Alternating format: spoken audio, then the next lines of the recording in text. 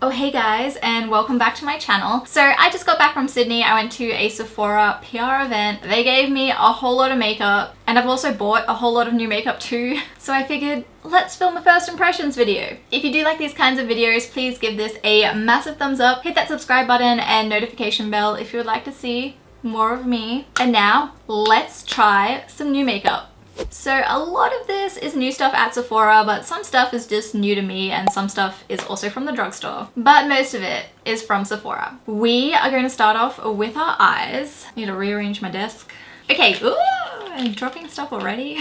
So when I was in LA, I went to an Ulta, got a few things. One of those things was the Morphe Fluidity Full Cover Concealer. Let's use this to prime our eyes. We have only just gotten Morphe in Australia at Mecca, and I'm not 100% sure if we have the concealers, but I'm just going to pop this over my eyes to cover the discoloration. Then we just want to blend that out.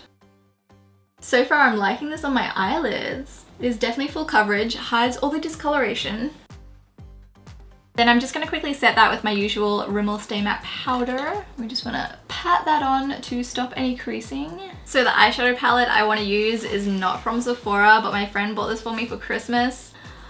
It's the Tati Beauty palette. I feel like you guys would be more excited for me to try this instead of a Sephora palette anyway. But I do also have this Pat McGrath palette. Maybe we'll use a shade from this. The packaging is so beautiful, but also very impractical because it's freaking huge. It takes up so much space and it's only 6 eyeshadows, but it's so pretty. So I have tried one shade from this palette already, this one right here. It was amazing. I do have high hopes for this palette. However, I'm not really a sequin eyeshadow person. It's like matte with glitter in it. I just feel like the glitter doesn't stay where you put it and just gets everywhere. So I would have preferred something else than the sequin line, but maybe other people are into it, who knows. But I am going to start off with Soothe and use this as our transition shade. There is quite a lot of kick up in the pen, but that doesn't really bother me. And these just blend like a dream. Oh my god. So this one eyeshadow that I have tried is so blendable and so pigmented. So far so good.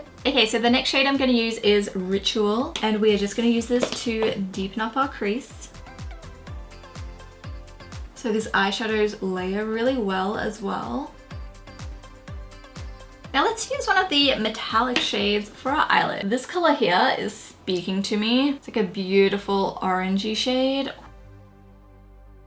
There is a lot of fallout with this shade. It is very glittery. I'd probably suggest having a tacky eyeshadow primer for this shade. It is kind of getting everywhere. Okay, I'm just gonna switch to my finger. I feel like my finger applies it a lot better than a brush. Don't get me wrong, it is a very beautiful shade, but yeah, you need a tacky eyeshadow base for that one. Now I also want to try a shade from this Pat McGrath palette. This is the Mothership Sublime Golden Opulence eyeshadow palette. It's got a really beautiful gold shade. This one down here. What's it called? Gold Fortune. I also wish she had the names printed on the packaging somewhere, because I'm gonna get rid of this plastic thing and then I can't tell what the eyeshadow is.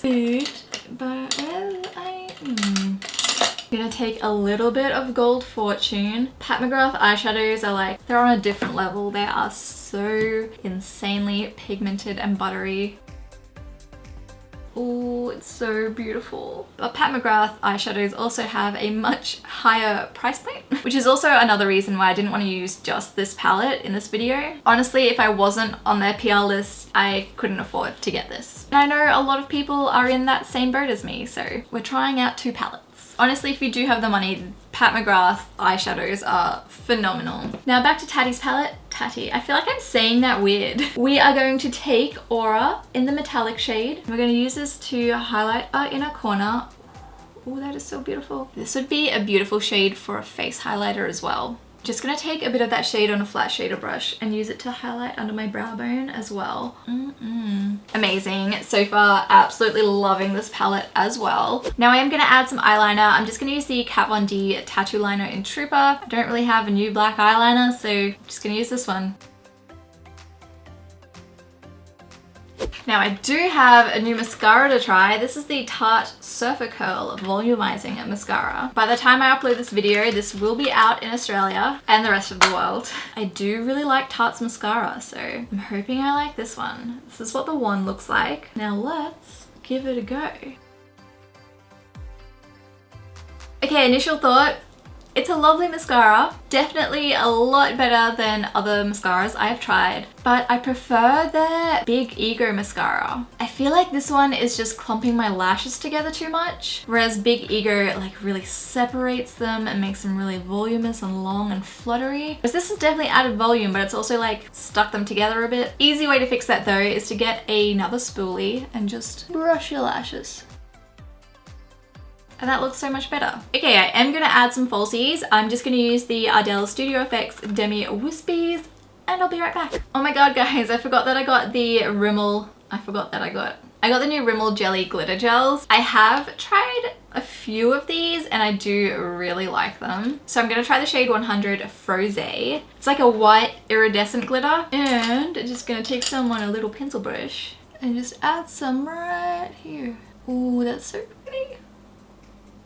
It is beautiful. I love these. Now for primer, I'm gonna try the new Bite Beauty Changemaker Skin Optimizing Primer. It says it's suitable for normal to oily skin, which is me. And let's just rub that into my skin.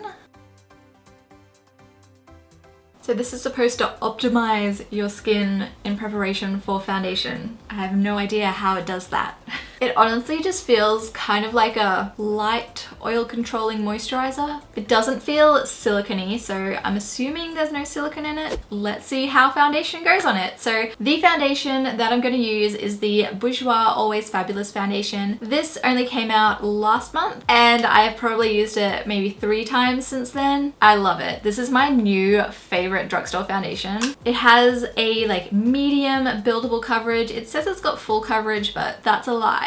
Or Bourjois and I just have very different terms of what full coverage is. You do have to apply a decent amount of this. Like with my Urban Decay All Nighter foundation, 1 pump does my entire face. This is probably 2 pumps. And I'm gonna have to go back in for more. This does have a very natural finish, but because I have oily skin, I do like to set this foundation with powder as well. And I wore this foundation when I was shooting content for Koala, and it lasted all day through my meltdowns. So I really love this. And if you see me in any Koala photos, this is what I was wearing. Now for concealer, I'm really excited to try this. This is the new Zoeva concealer. It's the Authentic Skin Perfector. I really loved their Authentic Skin foundation, but the shade I got was way too dark for me, so I never use it. But we are just going to apply this under our eyes. I kind of feel like I should have picked up a lighter shade in this one, so it blends out really easily. It's a lot more wet. I just got it all through my eyelashes. It's a lot more wet than the concealers I usually like. It's very high coverage, but I would say the Tarte Shape Tape and the Jouer Full Cover Concealer have got more coverage, and I like to have my under eyes looking flawless. It does look a lot more natural than those foundations though, so I feel like this might be a good concealer for during the day, just on like an everyday makeup look. It's still really wet under my eyes, and I'm worried if I try to set it right now, it's just gonna come off. Try a little. But the setting powder that I'm going to use today, it's the Anastasia Beverly Hills setting powder. Loose setting powder in translucent. This thing is huge. Oh my god, I hate setting powders that literally just have like the holes and that's it. Next time I go to open this, I'm just going to get setting powder everywhere. I think all loose setting powders need like a stopper in the lid, or like the Marc Jacobs powder. Just gonna tap a little bit into the lid. Okay. Gonna lightly tap that on and hope the concealer doesn't come off. And I'm getting this everywhere. Currently looks like I have a problem. I don't normally tend to use fully white translucent powder because it does tend to leave a white mask on my face. I normally like a little bit of tint to my powder, like the Marc Jacobs powder. I'm really plugging that Marc Jacobs powder. Okay, I'm just gonna use a little bit. Oh my god, it's everywhere. I'm just gonna use a little bit to set the foundation as well. In other news, how amazing does that Amrezy palette look by Anastasia Beverly Hills? I want it so bad, but I'm not on her PR list and I don't have $90 to spend on a palette right now, but it looks absolutely beautiful. I had to play with it at the Sephora event. It was amazing. Like some of Anastasia's palettes in the past have been a bit hit and miss, but every single shade in this palette felt so buttery and blendable. I want it. And I also want it to not be a limited edition so that maybe when I do have like some money to spare on a palette, I can get it. Okay, Face is set. It did a really good job of mattifying everything and setting everything, but I still feel like there's a bit of a white cast, especially around my nose. I'm not sure if it's coming off on camera. I honestly feel like I would prefer my other tinted setting powders to this one. Sorry, Anastasia. You're definitely not gonna get on her PR list now, Kat. I'm just being honest. Now for bronzer, we got two things to try. First up, this is by Revolution Pro. It's the Sculpt and Glow Contour and Highlight Palette. This isn't new, but it's new to me. I got this at Ulta in America. So we are going to contour with the contour shade. This is the shade Desert Sky, if anyone's wondering. Initial swatch, it feels quite velvety. Ooh, oh, I like this. It looks so natural because it's so blendable, and it's not like a flat matte formula. It's kind of got this really, really subtle sheen to it. It's like a natural matte. Then the other bronzer palette I want to use is by Smashbox. This is the Cali Contour Palette. I have not used this on camera, but I have used it off camera. I basically love every shade except for this one. So this is the highlight shade. I tried to apply this under my eyes. It looks matte in the pan. It has a very definite sheen to it once you apply it under your eyes though. I'm not sure if you can see that on camera. And it made my under eyes look kind of weird, so I'm not gonna do that again. Also, the bronzing shades have a lot of kick up in the pan. It's not my favorite contour palette. Sorry, Smashbox. Now for blush, these aren't out at the time of me filming this video, but they're probably out by the time I upload this. This is the Jolie Blush by Clairns in the shade 2 Cheeky Pink. I like that it's not super pigmented and that you have to build it up. I like that. I would prefer like a peachy shade, but this shade's nice too. Okay, highlighter. Oh, do we want to try the highlighter from this palette? Yes. But I also have the new Colourpop highlighter. This packaging gives me major Marc Jacobs vibes, but let's try the Revolution Pro one first. Let's try this one on my cheekbones. That's very pigmented. We will have to blend that out. Okay. Oh my god, guys, I tried the Pat McGrath highlighter sticks at the Sephora event. They were possibly the best cream highlighter I have ever tried in my entire life. But again, they were extremely expensive, so didn't buy them. Maybe one day.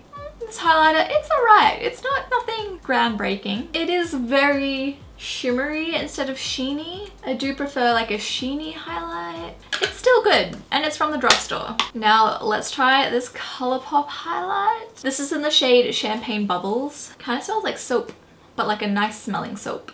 I'm really liking the color. It is a lot harder to pick up product on the brush than most of my other highlighters, like my Becca highlighters. I do like it. It's no Becca highlighter, but it's still a very nice highlighter. Okay, I'm just gonna quickly finish off my eyes. Just going back in with that original brown color and smudging it into my lower lash line. Then I'm taking a bit of the darker matte brown and just popping that on the very outer corner. Then the Aura Metallic shade and using that to just fix up that inner corner highlight and add some mascara to our bottom eyelashes.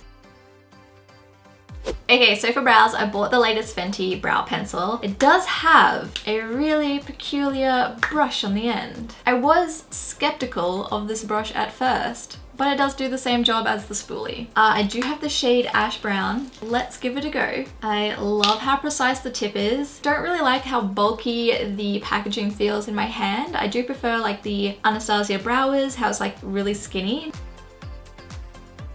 My camera stopped recording and I can't remember what I said and I don't know where it cut out. But so far, really liking this pencil. It is a very nice ash brown shade. Did I say ass or ash? It's a very nice ash brown shade. It's a lot harder to get the product onto your brow than the Anastasia Brow is or the Sigma Fill and Define pencils, which can be a good thing if you want like those feathery brows and tend to go overboard. I feel like this just adds a lot more time into my brow routine. Honestly, I prefer the Anastasia Brow is pencils and the Sigma Fill and Define pencils, but if you find those too creamy and you tend to go overboard with them, give this one a try. Okay, so before I move on to my lips, I'm going to set my face and pray to the makeup gods that it doesn't ruin my makeup. I'm gonna try the new Revolution, it's not new, it's new to me, the Revolution Hyaluronic Hydrating and Plumping Makeup fixing spray. Hopefully it's hydrating and plumping without making me oily and without ruining my makeup.